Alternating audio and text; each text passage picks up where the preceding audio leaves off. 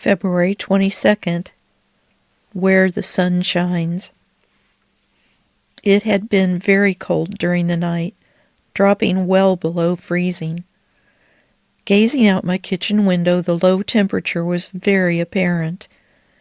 As morning birthed golden rays, they glinted off an even coating of crystalline frost, cloaking the landscape. I noticed the sun peeking around the corner of my house as it rose to greet the day, and every hint of frost had evaporated at its touch, leaving the shaded area perfectly frozen. It was the literal difference between night and day.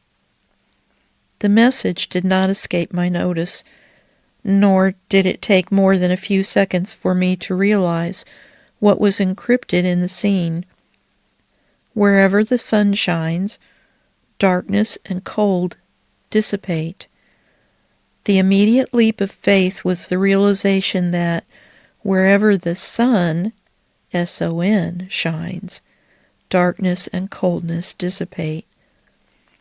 Where the sun is allowed to shine in my heart, to warm and change it, the coldness of darkness and deception diffuse, and doubt is dispelled.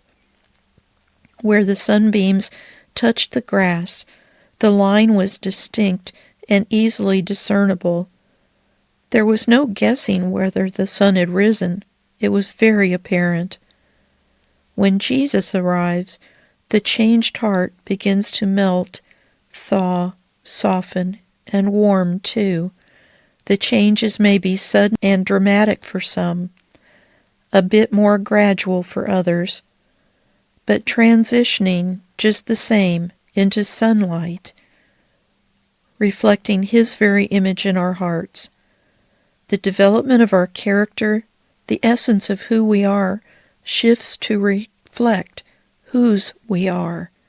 Christians, Christ-like, little Christs, as the early believers were named. The early morning sun inches across the yard as it yawns deeply from its slumber. It does not overtake the shadows all at once, but it never fails to rise and refuses to retreat, always advancing against the dark places, filtering into every hollow and ravine.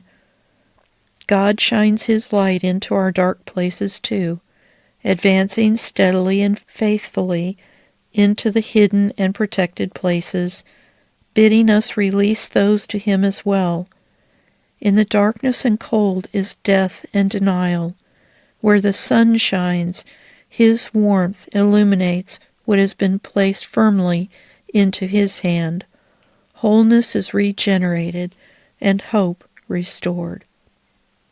Ephesians 2:17 through 19a.